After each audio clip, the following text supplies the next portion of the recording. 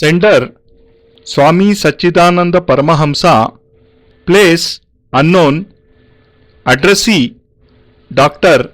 Narayan Datta Srimali.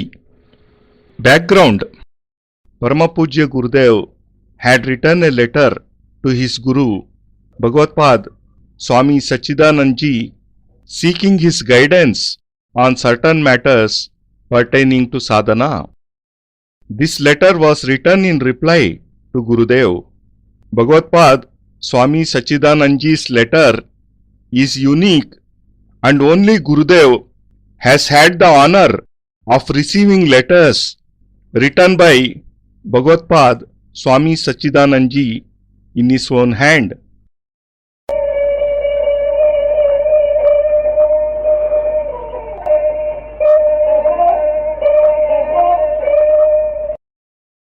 లేఖ రాయువారు సచ్చిదానంద పరమహంస. స్థలం అజ్ఞాతం, సుమారు బద్రీనాథ్ చుట్టుప్రక్కల. లేఖ పొందువారు doctor Narayana Datta Shrimali.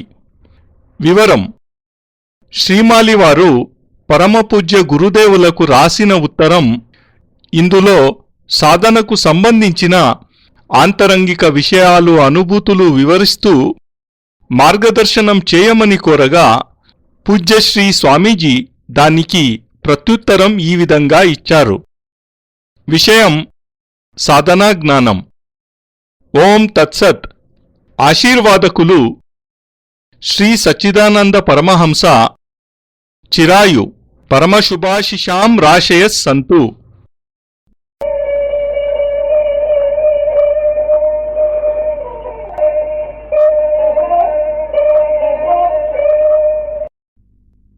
My dear, try to look inside yourself for what you have tried to find externally, as it is the inner light which illuminates the outer world. Usually a human being's own thinking is reflected in the atmosphere, and it is then that thoughts cloud his mind. If you observe closely, you will find the entire nature involved in its own processes. In the light of your inner self, you will be able to see the basic form of nature. The light of one's heart mingles with that all-pervading light of the eternal power and pervades the body and mind. Only if we can imbibe this eternal power, we shall be able to identify our inner consciousness with the outer world. The awareness of this great power unites the inner and outer world. Mahamaya can be contemplated only with a pure heart, and the consciousness acquired thus is that eternal light which makes sinful thoughts, pain and suffering disappear, and the mind becomes pure and clear. Then the light fills our heart, elevates the life. As a result, a man is unaware of what goes on in the world outside, and removing himself from the material world, he enters the spiritual world. Science can teach only about what can be perceived, but unless the unseen is contemplated, our entire effort will be in vain. What cannot be perceived can be reached only by curbing natural desires. A stricken and tainted mind cannot do so. Only a person with a pure heart can understand the mystery of the great light in the void, the light of Mahamaya. This power plays all kinds of games with the whole universe. Joys and sorrows, profit and loss, hope and despair, relationship between father and son, brother and sister, master and servant. These are all its deeds, which are not easy to comprehend. We do not comprehend them because of our illusions. We criticize them and feel very wise. But such criticism only displays ignorance, as living beings, in their minute and large forms, are all the games played by this eternal power Mahashakti. Until you understand her deeds, you will continue to be confused and restless.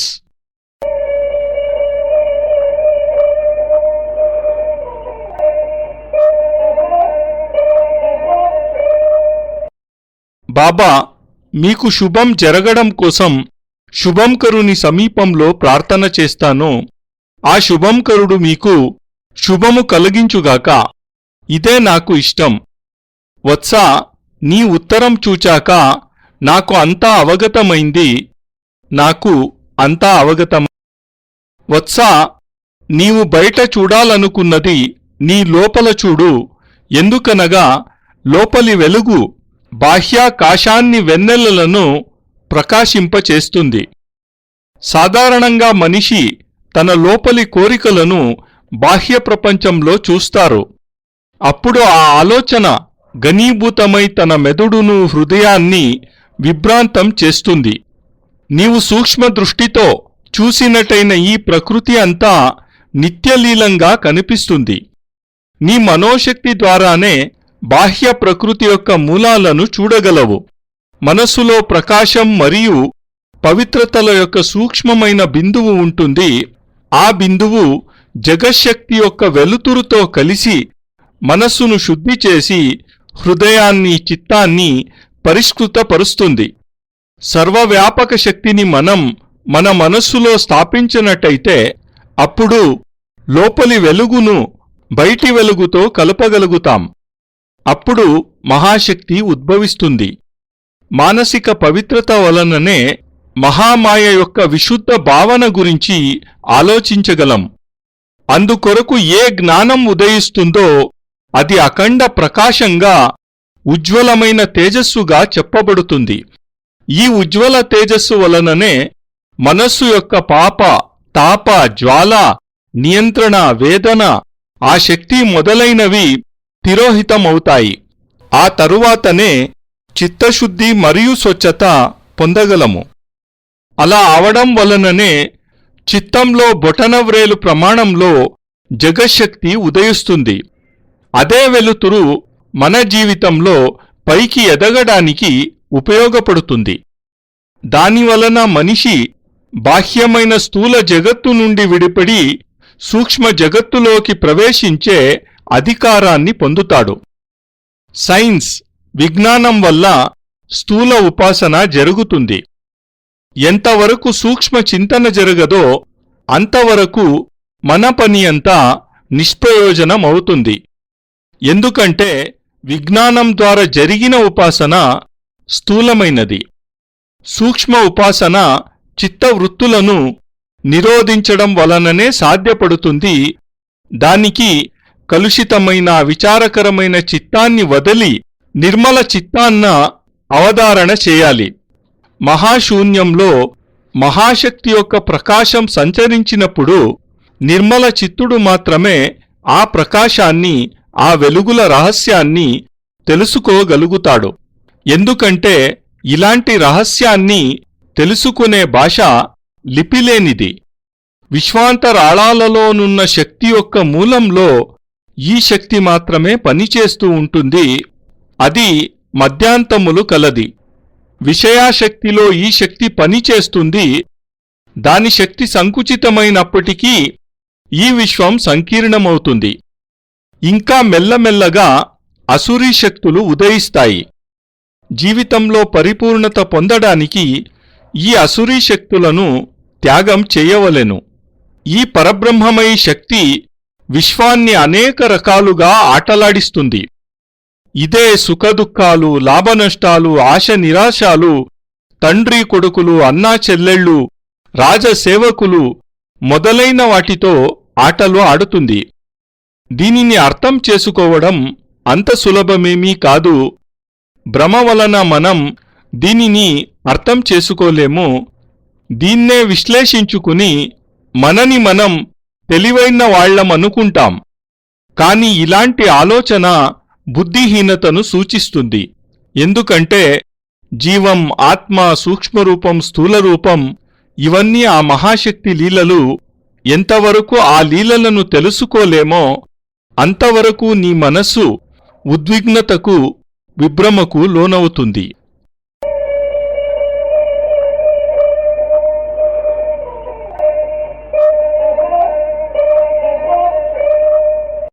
There is no difference between a son and a disciple. The love which a mother gives to her son is given to the disciple by his guru. You were created with a specific purpose through the yogic power of the Eternal Mother. I am only a particle of her divine light. All that has happened and is happening are at her promptings. You are not born to live and die like an ordinary man. Your coming to me and acceptance by me was also her doing. You and I are the sparks of the same light. There was a purpose in drawing you to me and creating you, just like a potter making his clay pots with a certain purpose and plan in his mind. I feel a responsibility towards you, and I shall not be happy until you have achieved your aim. I have parents' love for you since I brought you up as a mother brings up her child. You had to undergo a lot of suffering with me, but all that was to ensure that your training did not fall short of anything. Your letter reflects a worldly attachment. In the spiritual world, there is no wife and no son, no father and no mother, no guru and no shishya. We are all particles of the same thing. We exist separately, but we are one in reality because we have been created by the same power. Your desire to come and live with me is only your illusory attachment, which is born out of the union of the light of that power and the physical development. These attachments are our enemies. We should get rid of them. They cause us no end of pain. But my son, if you let such emotions cause you pain and suffering, you will not be able to understand the value of life. There is no need for despair. I have a body which sometimes gets affected by hostile powers, and as a result, I have attachments as I feel attached to you. I do not see you as independent of myself. You are my Shishya, and every action of yours is directed towards achieving my life's aim.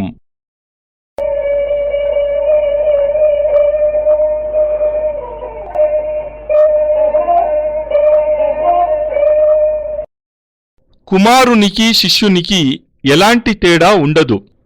గృహస్థాశ్రమంలో తల్లి తన కొడుకును ఎలా వాత్సల్యంతో చూస్తుందో శిష్యుడిని కూడా అలానే చూస్తుంది. మాతా జగజ్జనని ఓ విశిష్ట ఉద్దేశ్యంతో నిన్ను యోగశక్తి ద్వారా సృజించింది. ఆ తల్లి శక్తిలో నేను ఒక కణాన్ని. ఆమె కనుసన్నలలోనే ఇప్పుడు అవుతున్నది, ఇంతకు ముందు ఆగిపోయినది, అన్నీ నడుస్తున్నాయి. నీ పుట్టుక సామాన్యుడిగా పుట్టి సమసిపోవడానికి కాదు, ఓ విశిష్ట ఉద్దేశ్యంతో జరిగింది. నీవు నా దగ్గరకు రావడం, నేను నా దగ్గర చేర్చుకోవడం, ఆ లీలా విహారిణి యొక్క లీలలే ఇవన్నీ.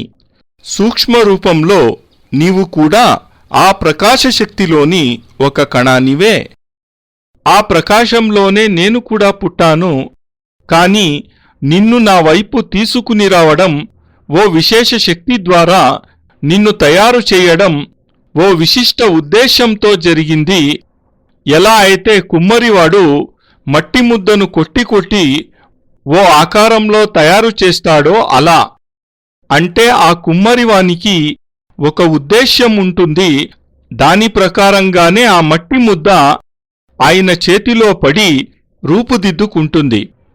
నీవు నా వద్దకు రావడం, నేను నిన్ను చెక్కి చెక్కి ఓ రూపాన్ని తయారు చేయడం, ఇవన్నీ ఓ ఉద్దేశ్యంతో కూడిన పనులు. ఆ ఉద్దేశ్యం ఆ శక్తికి మాత్రమే తెలుసు. నేను ఆమె ఆజ్ఞలను పాలిస్తున్నాను. అందుకే నాకు నీ మీద ఓ బాధ్యత ఉన్నట్లు తలుస్తాను.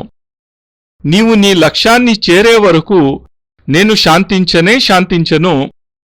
నాకు మోహం లేదు, వాత్సల్యం మాత్రం ఉంది. ఎందుకంటే నేను నిన్ను ఆ భావనతోనే సాకాను. ఎలానంటే అప్పుడే పుట్టిన బిడ్డను తల్లి సాకినట్లన్నమాట. నాతో ఉన్న నీవు ఎంతో అవసరానికి మించి కష్టపడాల్సి వస్తుంది. ఎందుకంటే నిన్ను నేను మలిచేటప్పుడు ఎలాంటి లోటు ఉండకూడదు కదా. నీ లేఖ ద్వారా తెలిసినది ఏమిటంటే అది మోహం. నువ్వు సూక్ష్మతలోకి ప్రవేశించినప్పుడు అక్కడ భార్య, కొడుకు, అమ్మ, నాన్న, గురువు, శిష్యుడు ఏమీ ఉండవు. అన్నీ ఆ రూపంలోని విభిన్న కోణాలే. వాటికి వేరువేరు అస్తిత్వాలున్నా అవి లేనట్లే. అవి వేర్వేరుగా కనిపించినా ఒకటేనన్నమాట. ఎందుకంటే ఇవన్నీ ఆ ఆద్యమాత యొక్క జ్యోతిర్బిందువు నుండి పుట్టినవే. నీవు నా దగ్గరకు రావడం, నాతో గడపడం, ఇది నీ మోహమే. ఇది ఆమె ప్రకాశము. శరీర వికాసముల యొక్క కలయిక వల్ల పుడుతుంది మోహం. ఎంతవరకు ఈ మోహ పాశాలలో చిక్కుకుని ఉంటామో అంతవరకు శరీరం నుండి మనస్సును వేరు చేయలేము. ఆ జగజ్జనని ఒడిలో ఉండి కూడా మోహపాశాలనే శత్రువులకు ఆకర్షితమవుతాము. దానివలన మనోవేదన కలుగుతుంది. కాని కుమారా, ఇలా చింతిస్తూ కూర్చుంటే జీవితపు విలువైన క్షణాలను, వాటి విలువను తెలుసుకోలేవు. మన ప్రతిక్షణం ఆ అమ్మ ప్రకాశమే. అలాంటి మధుర క్షణాలను శత్రువుల కోసం వెచ్చించడం పతన కారణమవుతుంది, నిన్ను నిరాశ పొందమని కాదు. ఎప్పుడు మనమీ దేహంలో ఉన్నామో ఈ దేహం శత్రువులను అప్పుడప్పుడు ఎదుర్కోవలసి వస్తుంది. అప్పుడు మోహం పెరుగుతుంది. నేను నువ్వు వేరువేరు కాదు. నీవు శిష్యుని రూపంలోనున్న నేనే. నీ ప్రతి పని నా ఉద్దేశాలను పూర్తి చేస్తూ ఉంటాయి.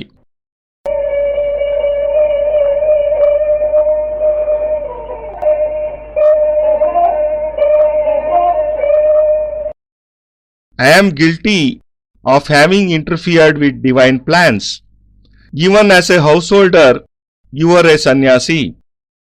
I had accepted you in your past life as my disciple. I do understand that the life of a sannyasi is a lonely one. What is required today is to make society conscious of spirituality.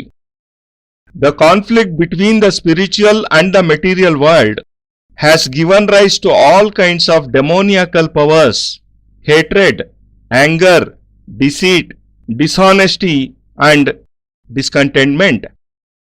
At such a critical time, your mission cannot be completed by leading a secluded life. What is required is to stay in the material world, to show the right path to people engaged in their day-to-day activities, and bring back to the earth that spiritual enlightenment which alone can spread love and compassion. It is therefore important to be like others. Unless you are one of them and work as they do, you will not be able to communicate with them and propagate your message. Your inclination has been towards sannyas and not towards family life. But my dear son, at the universal mother's signal, I had to give you the stern order to go back to your family. I know how hurt you were, but this had to be done. These days generally, people's mentality shows that they are dominated by evil powers. Until it is completely conquered, godly virtues cannot flourish. That is why you have been sent back to live as a householder. At the time of your departure, I told you that you have to be like the lotus, untouched by the slush around you. You have to be forgiving. When there is darkness all around, the single lamp which sheds light has to be extraordinarily strong and enduring. That is why I selected you from amongst hundreds of my disciples. I have seen you stand strong and firm like a rock in the face of adversities.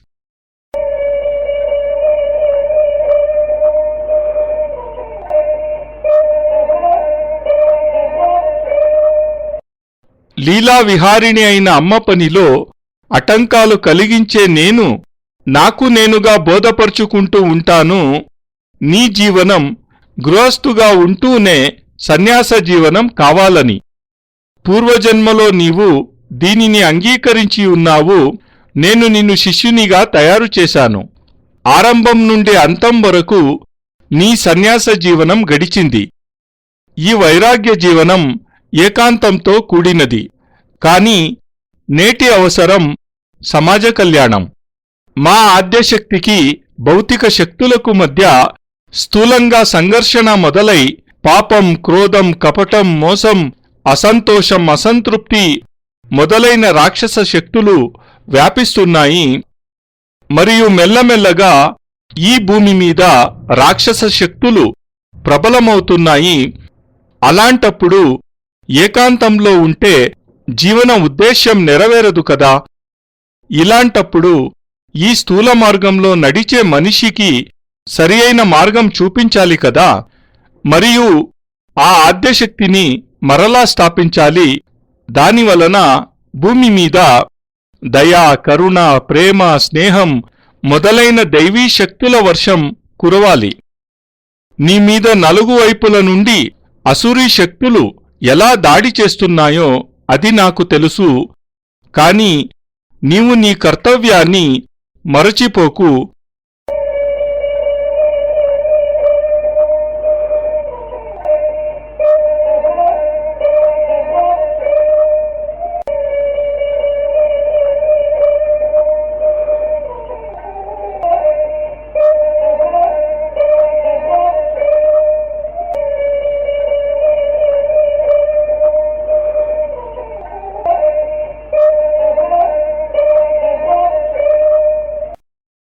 నారాయణోత్వం నిఖిలేశ్వరోత్వం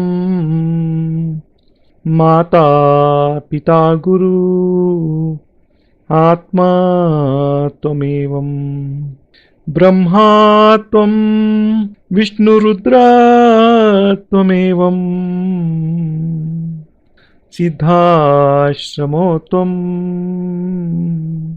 గురువం ప్రణమ్యం త్వమేవ మాతా చ పితా త్వమేవ త్వమేవ బంధుశ్చ సఖా త్వమేవ త్వమేవ విద్యా ద్రవిణం త్వమేవ త్వమేవ సర్వం మమ దేవ దేవా.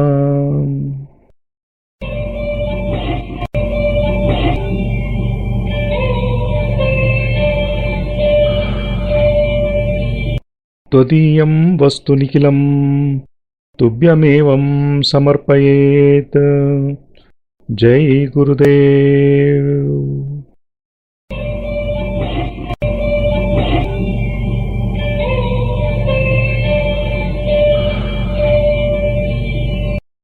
పరమపూజ్య గురుదేవ్ ಯೋಗಿರಾಜ್ ಸ್ವಾಮಿ ನಿಖಿಲೇಶ್ವರಾನಂದಜಿ ಮಹಾರಾಜರ ಪವಿತ್ರತಮ ದಿವ್ಯ ಚರಣಾರವಿಂದಗಳಲ್ಲಿ ಸಪ್ರೇಮಪೂರ್ವಕ ಸಮರ್ಪಣೆ ಈ ಪಾವಾನುವಾದ. ಅತ್ಯಂತ ಕೃತಜ್ಞತಾಪೂರ್ವಕವಾಗಿ ಗುರೂಜಿ ನಿಖಿಲ್ ಸಚ್ಚಿದಾನಂದ.